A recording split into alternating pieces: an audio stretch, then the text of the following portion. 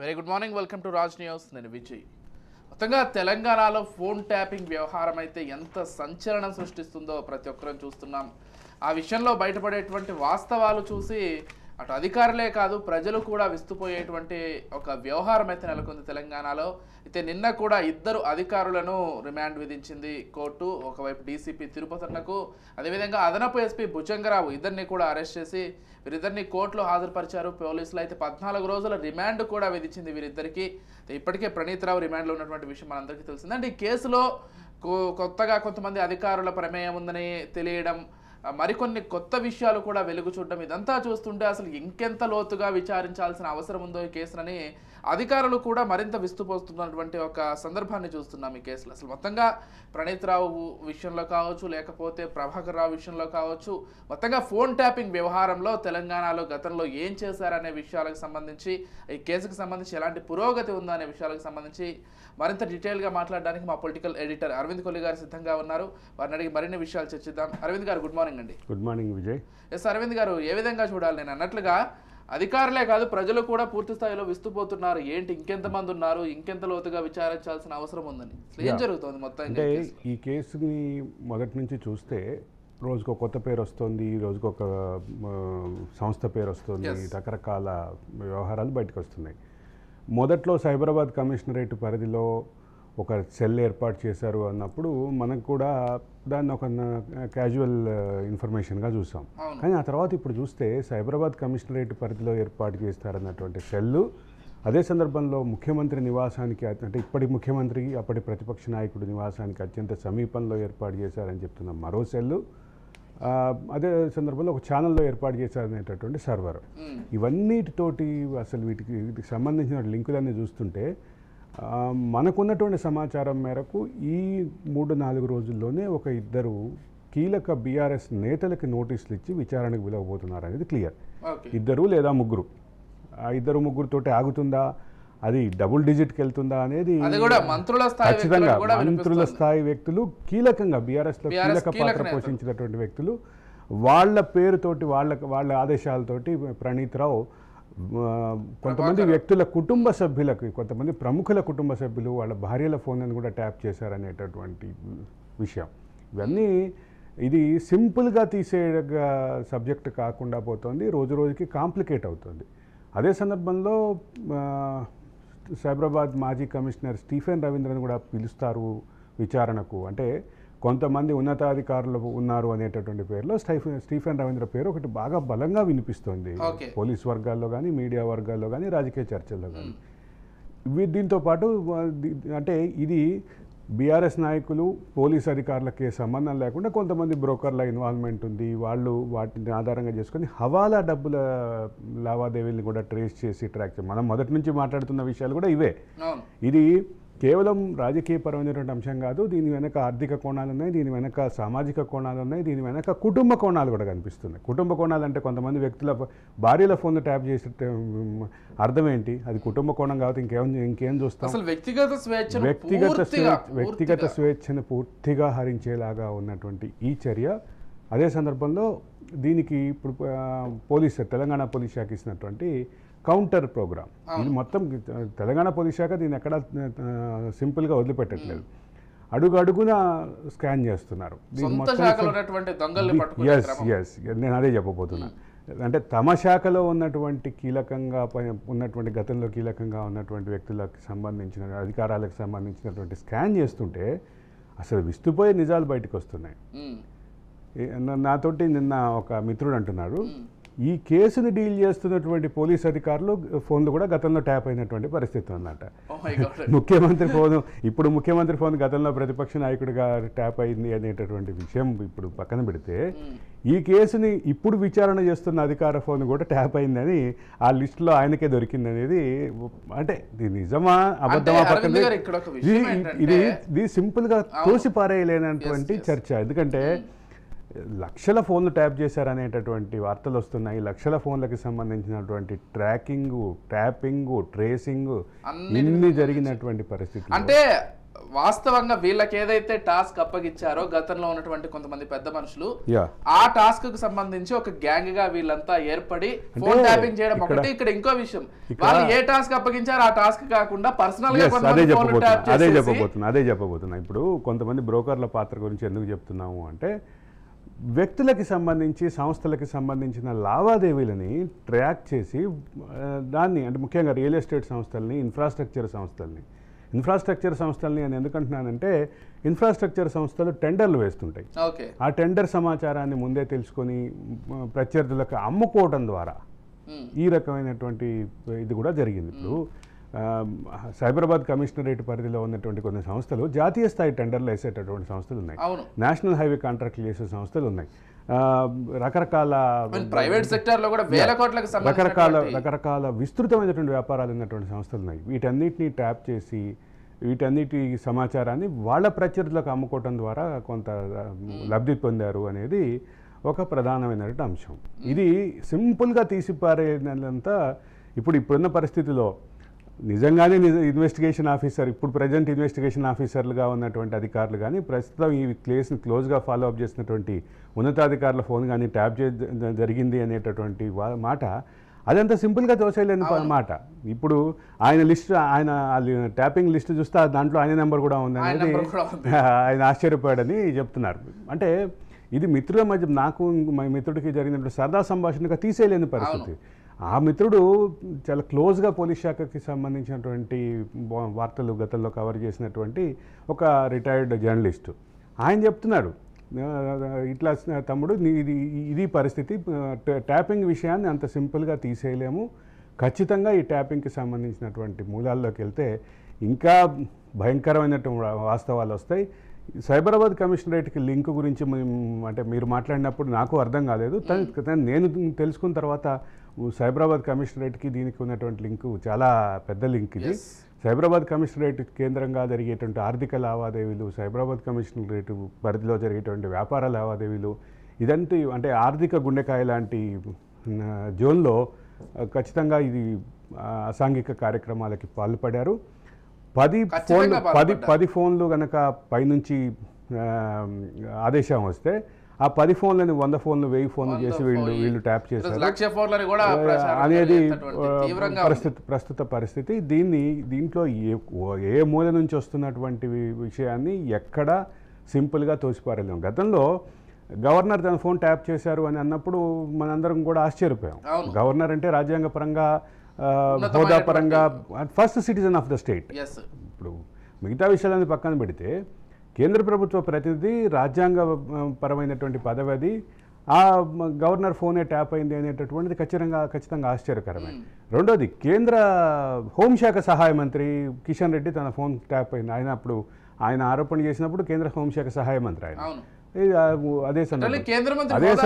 అదే సందర్భంలో ఇంకొక వాదన కూడా ఏం వినిపించిందంటే, అప్పట్లో ఈ కమాండ్ కంట్రోల్ ఏర్పాటైన తర్వాత కమాండ్ కంట్రోల్ కేంద్రంగా ప్రధానమంత్రి ఫోన్ని కూడా ట్యాప్ చేశారు. దానికోసం స్పెషల్ సాఫ్ట్వేర్ కొన్నారు. ఆ స్పెషల్ సాఫ్ట్వేర్ సంబంధించినటువంటి పెగాసస్ వివాదం, అంతర్జాతీయ స్థాయిలో పెగాసస్ వివాదం చర్చ జరిగినప్పుడు పెగాసస్ తెలంగాణ గవర్నమెంట్ దాన్ని కొందనేటటువంటి వార్తలు కూడా వచ్చినాయి.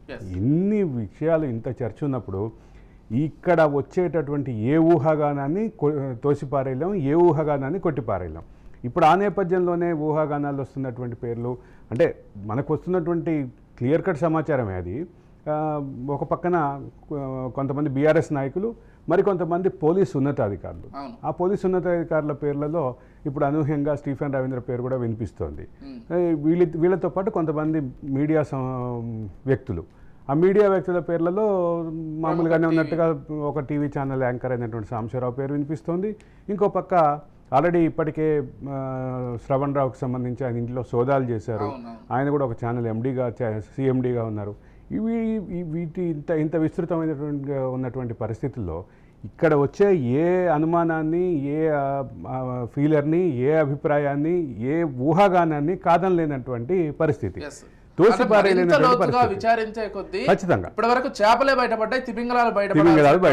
బయటపడబోతున్నాయి.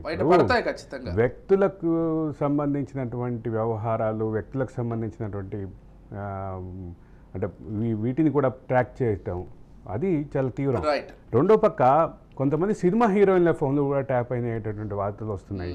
ఆ సినిమా హీరోయిన్ల ఫోన్లని కొంత సాడిస్టిక్ ఫీలింగ్ తోటి వీళ్ళు విన్నారని, వాళ్ళ వ్యక్తిగత సంభాషణల్ని, వ్యక్తిగతంగా వాళ్ళకి జరిగినటువంటి సంభాషణలు కూడా వీళ్ళు విన్నారంటూ దానిని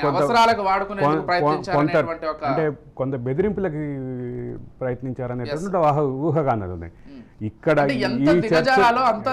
ఈ చర్చలో ఈ అంశంలో వస్తున్నటువంటి ఏ ఊహాగానాన్ని, ఏ ఫీలర్ని మనం సింపుల్గా తోసిపారేన స్థాయిలో ఆ నెట్వర్క్ పనిచేసింది. ఆ నెట్వర్క్ రేవంత్ రెడ్డి అన్నట్టుగా ఇది ఖచ్చితంగా కాసిం రజ్వీ లాంటి ప్రభాకర్ రావుకి సంబంధించినటువంటి వ్యవహారంగానే తెలంగాణ రాష్ట్ర ప్రభుత్వం భావిస్తోంది.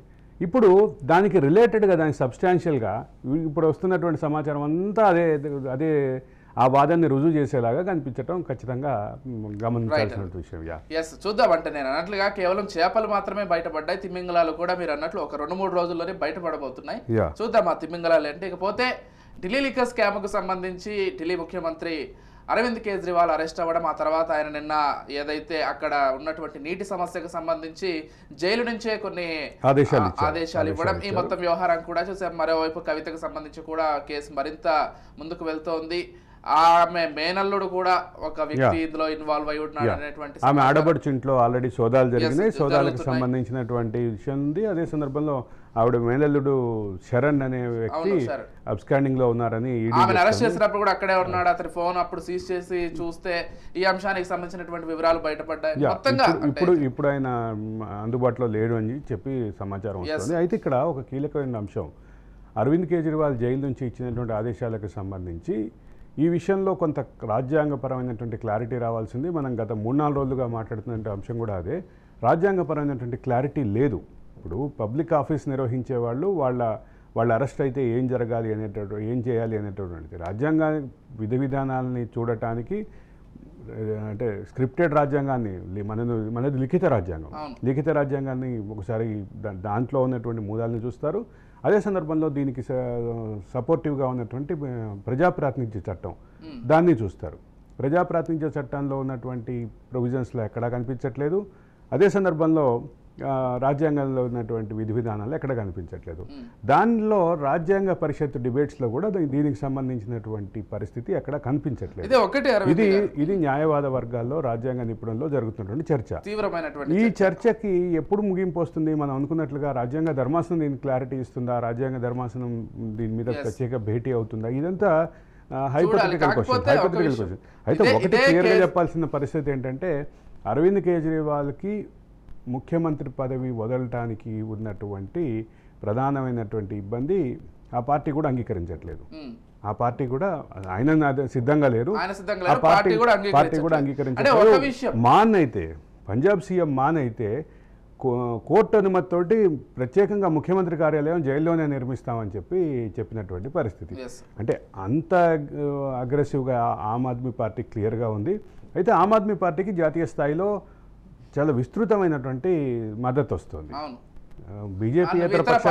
బీజేపీయేతర ఎన్డీఏతర పక్షాలన్నీ ఆమ్ ఆద్మీ పార్టీకి అండగా నిలబడిన పరిస్థితి ఉంది. చివరికి తన కూతురు అరెస్టుని ఖండించని కేసీఆర్ కూడా అరవింద్ కేజ్రీవాల్ అరెస్టుని ఖండించారు. సరే, కవిత సబ్జెక్టుకు వచ్చే ముందు ఇదే అరవింద్ కేజ్రీవాల్ రాజకీయాల్లోకి వచ్చినప్పుడు ఎంత సంచలనంగా మారారంటే, ఒక ఐఆర్ఎస్ ఉన్నటువంటి ఒక ఉన్నతమైనటువంటి వ్యక్తి సాంప్రదాయ రాజకీయాలకి అతీతంగా, సాంప్రదాయ రాజకీయాలకి భిన్నంగా ఒక క్లియర్ పాలిటిక్స్, క్లీన్ పాలిటిక్స్ అనే నినాదంతో అరవింద్ కేజ్రీవాల్ వచ్చారు. లోక్పాల్ అనేటటువంటి ప్రజాప్రతినిధుల మీద చర్యలు చేపట్టేటటువంటి, విచారణ జరిపేటటువంటి ఆ ఇమ్యూన్ని కాదని, అది చివరికి ప్రధానమంత్రిని, ముఖ్యమంత్రి మీద కూడా తీసుకొచ్చేటటువంటి లోక్పాల్ బిల్లు కావాలి అనేటటువంటి నినాదంతో ఆయన వచ్చారు. అక్కడి నుంచి మొదలు పెడితే ఢిల్లీలో నిర్భయ కేసులో జరిగినటువంటి ఇష్యూలో నిర్భయ కేసుని టార్గెట్ చేసి, కాంగ్రెస్ ప్రభుత్వాన్ని టార్గెట్ చేసి, ఆయన అప్పటి ముఖ్యమంత్రి, ఢిల్లీ ముఖ్యమంత్రి షీలా దీక్షిత్ని టార్గెట్ చేసి తీవ్రమైనటువంటి వేగమైనగా రాజకీయాలు నడిపారు. ఆ క్రమంలో క్లియర్ పాలిటిక్స్, సంస్కరణల పాలిటిక్స్ వీటన్నిటికీ కేంద్రంగా వచ్చారు. వచ్చే క్రమంలోనే ఆయనకి జత కలిసినటువంటి వాళ్ళు అన్నా హజారే కానీ, అట్లాగే యోగేంద్ర యాదవ్ కానీ, ప్రశాంత్ భూషణ్ కానీ, మన అల్కాలాంబా కానీ ఇట్లాంటి వాళ్ళందరూ కలిసి నడిచారు. వాళ్ళలో మనీష్ సిసోడియా, సత్యేంద్ర జైన్, ఇంకొంతమంది తప్ప వీళ్ళందరూ నేను చెప్పినటువంటి పేర్ల వాళ్ళందరూ డ్రాప్ అయిపోయినటువంటి పరిస్థితి. అయితే ఈ విషయంలోనే లిక్కర్ పాలసీ మీద అన్నా హజారే ఈ మధ్య చేసినటువంటి వ్యాఖ్యలు కూడా కొంచెం తీవ్రంగానే పరిగణించాలి. అయితే అన్నా హజారే ఎజెండా విషయంలో, అన్నా హజారే యొక్క ట్రాన్స్పరెన్సీ విషయంలో కొన్ని ఆల్రెడీ చర్చలు ఉన్నాయి. ఆయన బీజేపీకి సానుకూలంగా ఉన్నారు, బీజేపీ కోసమే ఇది అంతా చేశారు అనేటువంటి విమర్శలు ఉన్నాయి. ఇవన్నీ కాసేపు పక్కన పెడదాం. కానీ ఈ పర్టికులర్ అంశంలో మాత్రం మిగతా పార్టీలు అయితే అరవింద్ కేజ్రీవాల్కి మద్దతుగా నిలిచింది. ఇక మళ్ళీ మన కవిత సబ్జెక్ట్ వస్తే, మన రాష్ట్ర సబ్జెక్ట్ వస్తే 3 రోజులు పొడిగించారు. కానీ ఆవిడకి ఎవరు అంటే ఆవిడ పార్టీ వాళ్ళతో సహా ఎవరు ఆవిడకి అండగా నిలబడలేని పరిస్థితి. బలమైనటువంటి సోషల్ మీడియా వారియర్స్గా చెప్పేటటువంటి వాళ్ళు కూడా ఇవాళ ఎక్కడా లేదు అసలు. అంటే నేను చెప్పేది ఏంటంటే, మొత్తం తెరాస అలియాస్ భారాసా పార్టీలో కింద స్థాయి నాయకులు, సోషల్ మీడియా వారియర్సు వాళ్ళే లేనప్పుడు ఇంకా పెద్ద ఇప్పుడు వాళ్ళ తండ్రి అయితే ఇంతవరకు బయటకు రాలేదు, బయటకు ఆమె అరెస్ట్ని ఖండించలేదు. ఇక మిగతా పార్టీ నాయకులు కొంత హడావిడి చేస్తున్నారే తప్ప, మనం మాట్లాడుకున్నట్టు ఇటీవల మాట్లాడుకున్నట్టుగానే ఆవిడ ఇంటికి కూతవేటి దూరంలో ఉండేటటువంటి జీహెచ్ఎంసీ కౌన్సిలర్లు కానీ, జీహెచ్ఎంసీ మేయర్ కానీ కనీసం రాని పరిస్థితి ఉంది, అండగా నిలబడిన పరిస్థితి ఉంది. ఇది ఖచ్చితంగా this is a debatable subject. KCR, KTR, Kavitha, Harish Rao, Santosh Rao వీళ్ళందరూ కలిసి చేసినటువంటి యాక్టివిటీ తెలంగాణ సమాజానికి వీళ్ళని దూరం చేసిందనేటటువంటి వాదనకు బలం చేకూర్చేలాగా ఉంది ఇది. అయితే ఇక్కడ ప్రధానమైనటువంటి అంశం ఏంటంటే, కవితకు సంబంధించినటువంటి విషయాల్లో ఇప్పుడు కొత్తగా మేనల్లుడి పేరు కవిత, అంటే కవిత ఆడబడుచు కొడుకు శరణ్ పేరు బయటకు వచ్చింది. దీనికి సంబంధించి శరణ్కి సంబంధించినటువంటి సెర్చ్ జరుగుతున్నట్టుగా మనకు సమాచారం వస్తుంది. అయితే ఇక్కడ శరణ్ తోటో, కవితతోటో, అరవింద్ కేజ్రీవాల్ తోటో కూడా ఇది ఆగే పరిస్థితి కనిపించట్లేదు. ఇన్నాళ్ళు మనం మాట్లాడుతున్నటువంటి వాదనకి బలం చేకూర్చేలాగా మన కిషన్ రెడ్డి కూడా అదే మాట్లాడారు. ఏదైతే తెలంగాణ లిక్కర్ పాలసీ బేస్ చేసుకొని ఢిల్లీ లిక్కర్ పాలసీ తయారైందో, ఇప్పుడు ఢిల్లీ లిక్కర్ పాలసీ మీద కేసులేనే కాబట్టి ఖచ్చితంగా తెలంగాణ లిక్కర్ పాలసీని కూడా పరిశీలించాలనేటటువంటి భావం ఆయన వ్యక్తం చేశారు. కాబట్టి ఇప్పుడు తెలంగాణ లిక్కర్ పాలసీ నిజంగానే గతంలో తెలంగాణ లిక్కర్ పాలసీ ఆధారంగానే ఢిల్లీ లిక్కర్ పాలసీ తయారై ఉంటే మళ్ళీ తెలంగాణ లిక్కర్ పాలసీని కూడా స్కాన్ చేస్తారు, దానికి సంబంధించినటువంటి విధి విధానాలు కూడా పరిశీలిస్తారు. అప్పుడు దానికి సంబంధించినటువంటి దాంట్లో కూడా చాలా ఆరోపణలు ఉన్నాయి. ఒక పక్క నీరా కేఫ్ విషయంలో ఆరోపణలు ఉన్నాయి, అదే సందర్భంలో లిక్కర్ పాలసీ విషయంలో ఆరోపణలు ఉన్నాయి, కేటాయింపుల విషయంలో ఆరోపణలు ఉన్నాయి, ఎలైట్ షాపులు అని చెప్పి కొన్నిటికి ప్రత్యేక అనుమతులు ఉన్నాయి, టానిక్ విషయంలో ఆరోపణలు ఉన్నాయి. ఇన్ని ఆరోపణలు, ఇంత చర్చ, తెలంగాణ లిక్కర్ పాలసీ కూడా మరో బ్రహ్మాండం బద్దలు కాబోతున్న విషయమే, మరో కుష్మాండం బద్దలు కాబోతున్న విషయమే చూడాలి. ఏదైతే ఇకపోతే ఆంధ్రప్రదేశ్కు సంబంధించి ఆంధ్రప్రదేశ్లో బీజేపీ అభ్యర్థులను ప్రకటించడం, అందులో రఘురామకృష్ణకు మొండి చేయి రావడం, అంటే ప్రధానంగా రఘురామకృష్ణరాజు పేరు ఎందుకు ప్రస్తావిస్తున్నామంటే, ఇదే రఘురామకృష్ణరాజు గతంలో జరిగినటువంటి ఉమ్మడి సభలో కూడా తనను తానే స్వయం ప్రకటిత ఎంపీ స్థానంలో అభ్యర్థిగానే ప్రకటించుకున్నారు. ఏ పార్టీ నుంచి, టీడీపీ, బీజేపీ ఆర్ జనసేన ఏది ఉన్నా కానీ నరసరావుపేట నుంచి తననే ఎంపీ, నరసాపురం నుంచి తననే ఎంపీ.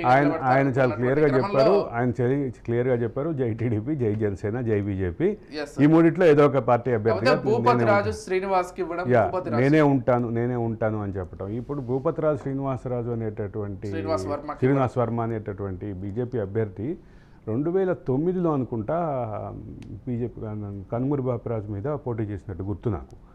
అప్పుడు బీజేపీ అభ్యర్థిగా పోటీ చేశారు. పోటీ చేసిన సందర్భంగా ఆయనకు వచ్చిన ఓట్లు 10,000 అనుకుంటా. అప్పుడు కనుమూరి బాపిరాజు గెలిచినట్టు గుర్తు నాకు. అయితే ఇక్కడ భూపతిరాజు శ్రీనివాస్ వర్మకి సంబంధించినటువంటి విషయంలో ఇక్కడ కీలకంగా ఆలోచించాల్సింది ఏంటంటే, ఇప్పుడు తెలుగుదేశం శ్రేణులు మనస్ఫూర్తిగా పనిచేస్తుంది. ఇప్పుడు ఆయన బీజేపీ, జనసేన, టీడీపీ మూడిట్లో ఆయన ఆప్షన్ ఇచ్చినప్పటికీ తెలుగుదేశం కార్యకర్తలు ఆయన బాగా ఓన్ చేసుకున్నారు. తెలుగుదేశం కార్యకర్తలు నిజంగా హోల్ హార్టెడ్గా ఇప్పుడు భూపతిరాజు శ్రీనివాస్ వర్మకి పనిచేస్తారా, అసలు రఘురామకృష్ణరాజు ఏం చేయబోతున్నారు, ఇవన్నీ ఖచ్చితంగా డిబేటబుల్ పాయింట్సే. అంటే ఆయన కూడా టీడీపీ నుంచి మరో స్థానం నుంచి ఆశిస్తున్నట్లుగా కూడా వార్త వినిపిస్తోంది. నాకున్నటువంటి సమాచారం వరకు ఆయన నరసాపురం నుంచే పోటీ చేయాలనుకున్నారు. నరసాపురం అనేది ఖచ్చితంగా అంటే ఆయన సామాజిక వర్గానికి కానీ ఆయనకు కానీ పట్టున్నటువంటి నియోజకవర్గంగా చెప్తారు. అయితే కొన్ని పేర్లు ఇప్పుడు అనూహ్యంగా వచ్చినాయి. ఇటీవల కాలంలో 3 రోజుల క్రితమే బీజేపీలో చేరినటువంటి వరప్రసాద్ గతంలో గూడూరు నుంచి ఎమ్మెల్యేగా ఉన్నారు, వైసీపీ ఎమ్మెల్యేగా ఉన్నారు. అంతకుముందు ఆయన ఎంపీగా ఉన్నారు.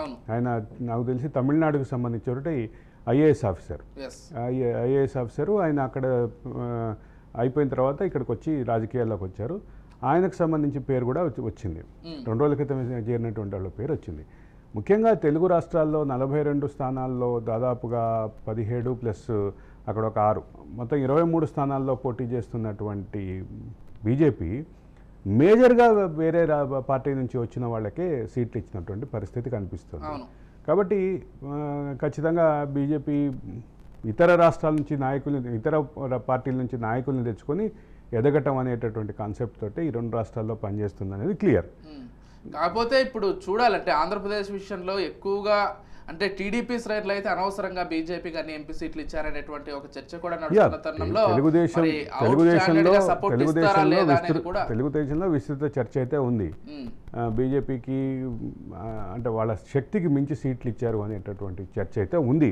అదే రాష్ట్రంలో రాష్ట్ర పార్టీలో ఉంది, కార్యకర్తల్లో ఉంది, అన్ని చోట్ల అన్ని దశల్లోనూ బలంగా ఉంది. కానీ ఇక్కడ ప్రధానమైన అంశం ఏంటంటే మనం మొదటి నుంచి చెప్పేటటువంటి అంశం పొత్తు అనేది గ్రౌండ్ లెవెల్లో సక్సెస్ అవ్వాలి అంటే దానికి ఒక ప్రాథమిక సూత్రం ఉంటుంది. మొదట కార్యకర్తల మధ్య, మొదట నాయకుల మధ్య సమన్వయం, కోఆర్డినేషన్ అవసరం. రెండోది కార్యకర్తల మధ్య ఆ సొంతం చేసుకోవడం. ఇతర పార్టీ అభ్యర్థి ఉన్నా కానీ మా పార్టీ అభ్యర్థి, మా కూటమి అభ్యర్థిని సొంతం చేసుకోవటం, ఓన్నెస్ అవసరం. ఇక మూడోది చాలా ముఖ్యమైనటువంటిది ఆ పార్టీకి ఉండేటటువంటి ఆ పార్టీ ఓటు బ్యాంకు అభ్యర్థికి ట్రాన్స్ఫర్ అవ్వాలి. అంటే బీజేపీ అభ్యర్థి ఉన్నప్పుడు రంగంలో జనసేన ఓట్లు, తెలుగుదేశం ఓట్లు కూడా ట్రాన్స్ఫర్ అవ్వాల్సినటువంటి అవసరం ఉంది. తెలుగుదేశం ఓట్లు అభ్యర్థి ఉన్నప్పుడు ఈ మిగతా 2 పార్టీల ఓట్లు కూడా ట్రాన్స్ఫర్ అవ్వాల్సిన అవసరం. జనసేన కూడా అదే ఫార్ములా వర్తిస్తుంది. ఇది చాలా కీలకమైన అంశం. ఓటు ట్రాన్స్ఫర్ వరకు అంటే 3 దశల్లోనూ పొత్తు యొక్క అవసరం, పొత్తు యొక్క ఇంపార్టెన్సు ఇవన్నీ ముందుగా ఈ స్థాయి వరకు వెళ్ళినప్పుడు మాత్రమే దీంతో పాటుగా అంటే అధికారంలో ఉన్నటువంటి పార్టీని దించాలి అనేటువంటి కసి కూడా ఇప్పుడు ఆ 3 పార్టీల నాయకులకి బలంగా ఉండాలి. ఆ స్థాయిలో ఉన్నప్పుడు, ఆ స్థాయిలో పనిచేసినప్పుడు మాత్రమే ఈ పొత్తు యొక్క సక్సెస్ కనిపిస్తుంది. విజయ్ మరోవర్ అయిపోతే మిగిలినటువంటి ఇప్పుడు చంద్రబాబు సభలు కూడా 27 నుంచి కొన్ని సభలు కావచ్చు. వైసీపీ కూడా ప్రజాక్షేత్రంలోకి వెళ్ళాలని భావిస్తోంది. జనసేన కూడా వారాహి యాత్రకి సిద్ధమవుతోంది. ప్రచార సభలకు సంబంధించి లేకపోతే ప్రచారానికి సంబంధించి అన్ని పార్టీలు కూడా కొంత ఊపు మీద ఉన్నట్లుగానే తెలుస్తోంది. అంటే ఎలా ఉండబోతోంది ఎలక్షన్ దగ్గర పడుతున్నటువంటి క్రమం? వైపు ఒకటి మేమంతా సిద్ధం అనే పేరుతోటి వైసీపీ బయలుదేరుతోంది. ప్రజాగళం పేరుతోటి చంద్రబాబు యాత్రలు జరగబోతున్నాయి. ఇంకా ఆంధ్రప్రదేశ్లో ఎన్నికల వేడి పూర్తి స్థాయిలో అందుకున్నట్టుగానే భావించాలి. ఇది పూర్తి స్థాయిలో అందుకున్నటువంటి రాజకీయ వేడి అంటే ఇవాళ 2 పార్టీలకి అంటే ఈ కూటమిలో ఇంకో 2 పార్టీలు ఉన్నప్పటికీ ముఖ్యంగా 2 పార్టీలకి అంటే ఒక పక్క కూటమిలో ఉంచి తెలుగుదేశానికి, అధికారంలో ఉన్నటువంటి వైసీపీకి 2 పార్టీలకి గెలుపు అనేది అత్యవసరం. గెలుపు అనేది తక్షణ అవసరం. తక్షణ అవసరం. ఎందుకంటే ఇప్పటికే చంద్రబాబు ప్రకటించారు ఈ ఎన్నికల్లో కనుక ఓడిపోతే మళ్ళీ ఇక రాజకీయ క్షేత్రం నుంచి విరమిస్తాను అని చెప్పి. అది ఆయన నేషనల్ మీడియా డిబేట్స్లో 2 సార్లు చెప్పారు. కాబట్టి అది గనక నిజమే కనుక అయితే మాత్రం తెలుగుదేశం పార్టీకి సంబంధించినటువంటి ఆ స్పీడు, తెలుగుదేశం పార్టీకి సంబంధించినటువంటి అంటే ఒక ఐకానిక్ లీడర్గా ఉన్నటువంటి చంద్రబాబు ఆయన రాజకీయ నుంచి విరమిస్తే తెలుగుదేశం పార్టీ భవిష్యత్తు వీటన్నింటికి సంబంధించినటువంటి ప్రశ్నలు వస్తాయి. ఇక్కడ ప్రధానంగా వైసీపీకి సంబంధించి వైసీపీ ఈ 5 ఏళ్ల పాలనలో వ్యవహరించినటువంటి తీరు కానీ ఇప్పుడు దాన్ని కౌంటర్ చేసేటటువంటి పరిస్థితిలో తెలుగుదేశం అధికారంలోకి వస్తే ఒకవేళ ఏ రకమైనటువంటి పరిణామాలు ఉంటాయని కూడా కీలకమైనటువంటి విషయమే. ఇదేమి అంటే ఖచ్చితంగా 2 పార్టీలకి కీలకమైనటువంటి సమస్య. జనసేన బీజేపీ కూడా అంటే జనసేన కూడా జగన్మోహన్ రెడ్డి అధికారంలోంచి దిగాల్సిందే అనేటటువంటి సీరియస్నెస్ జనసేనలో చాలా కనిపిస్తుంది. గట్టిగా ఎందుకు సంకల్పించారు వాళ్ళు. కనిపిస్తోంది? జనసేన అధినేత వాళ్ళని అధినేతను టార్గెట్ చేసి వైసీపీ కొంత రాజకీయం నడిపింది, కొంత ప్రచారం తీవ్రంగా. నడిపింది. దాన్ని వాళ్ళు డైజెస్ట్ చేసుకోవడానికి సిద్ధంగా లేరు. Yes. ఇప్పుడు దాన్ని ఎట్టి పరిస్థితుల్లోనే ఆ కసి అయితే కనిపిస్తుంది. కానీ ఇప్పుడు ప్రధాన రాజకీయ రంగంలో ఉన్నటువంటి వాటిలో ముఖ్యంగా లైఫ్ అండ్ డెత్ క్వశ్చన్ మాత్రం ఈ రెండు పార్టీలే. మరోవర్ ఇంకొక విషయం ఏంటంటే జనసేన అధినేత పవన్ కళ్యాణ్ గెలుపు కూడా ఇప్పుడు లైఫ్ అండ్ డెత్ ఆయనకి. ఎందుకంటే గతంలో కూడా 2 చోట్ల ఓడిపోవడం, ఈసారి కూడా ఓడిపోతే అంటే క్రెడిబిలిటీ కూడా దెబ్బతింటుందేమో అనేటువంటి ఒక అనుమానం కూడా వ్యక్తమవుతుంది. కాబట్టి ఆయన సీట్ అయితే ఖచ్చితంగా ఈసారి ఎట్టి పరిస్థితుల్లో గెలవాల్సిందనే అంశంలోనే ముందుకు వెళ్తున్నారు. గెలవాలి కూడా నాకు తెలిసినంత వరకు. ఎందుకంటే గతంలో ఓడిపోయారు కాబట్టి ఈసారైనా జనసేన అధినేతగా గెలవాలి. ఈసారి జనసేన అధినేత శాసనసభకి రావాల్సిన అవసరాన్ని ఆయన గుర్తించారు.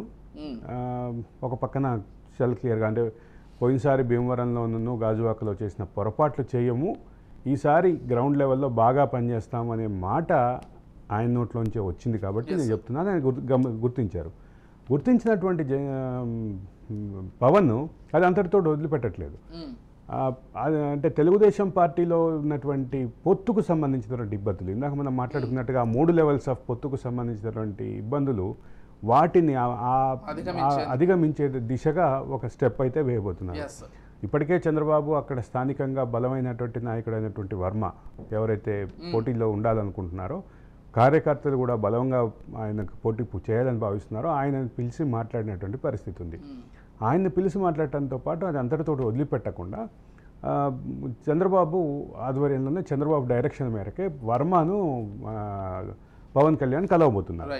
కలిసి ఆ తర్వాత పూర్తి స్థాయిలో గ్రౌండ్లోకి వెళ్ళి మళ్ళీ అంటే స్థానికంగా ఉన్నటువంటి ఇబ్బందులను అధిగమించేటటువంటి పరిస్థితి ఉంటుందా? వంగాగీత బలమైన అభ్యర్థి. వంగాగీతకు సంబంధించి ఏ రకమైన ఆమె తెలుగుదేశంలో ఉన్నప్పుడు జడ్పీ చైర్మన్గా ఉన్నారు, తర్వాత రాజ్యసభ సభ్యురాలుగా ఉన్నారు, తర్వాత వైసీపీలో కూడా బలమైన నాయకురాలుగా ఉన్నారు.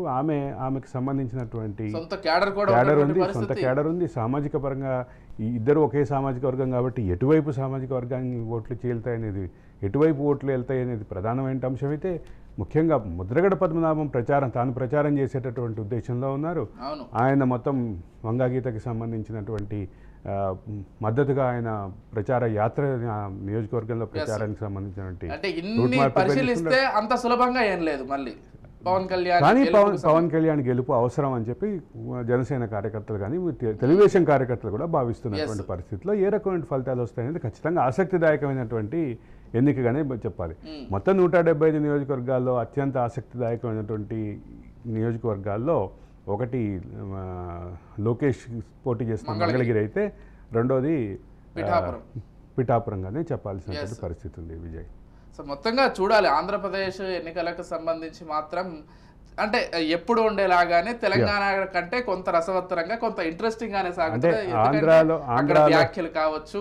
ఆంధ్రాలో పొలిటికల్ హీట్ అయితే బాగా ఉంది. పొలిటికల్ హీట్ బాగా ఉన్నటువంటి ప్రస్తుత నేపథ్యంలో పొత్తు అనేది అడిషనల్ అవుతుందా, అడిషనల్ బలం అవుతుందా, అది బలహీనం అంటే ఆ పొత్తు స్పిరిట్ ముందుకెళ్తుందా అనేది ఖచ్చితంగా ఆసక్తిదాయకమైనటువంటి అంశంగానే భావించాలి. థ్యాంక్ యూ అరవింద్ గారు, థ్యాంక్ యూ సో మచ్ అండి. అన్ని అంశాలకు సంబంధించి చక్కటి విశ్లేషణ అయితే అందించారు. అటు చూస్తున్నాం కదా, ఒకవైపు ఆంధ్రప్రదేశ్లో ఎన్నికలకు సంబంధించి పూర్తి స్థాయిలో ఇప్పటికే అగ్గి రాజుకుంది అని చెప్పుకోవాలి. అన్ని పార్టీలు కూడా ప్రజాక్షేత్రంలోకి వెళ్లేందుకు సిద్ధమైపోయాయి. ఇక మరోవైపు తెలంగాణ అంశం చూసుకున్నట్లయితే, ఒకవైపు లోక్సభ ఎన్నికలు దగ్గర పడుతున్న కొద్దీ ఆ అంశానికి సంబంధించిన దానికంటే ఎక్కువగా గత ప్రభుత్వాలు చేసినటువంటి తప్పిదాలకు సంబంధించి, వాటిపైన ఉన్నటువంటి కేసులకు సంబంధించి దాని చుట్టూ తిరుగుతోంది.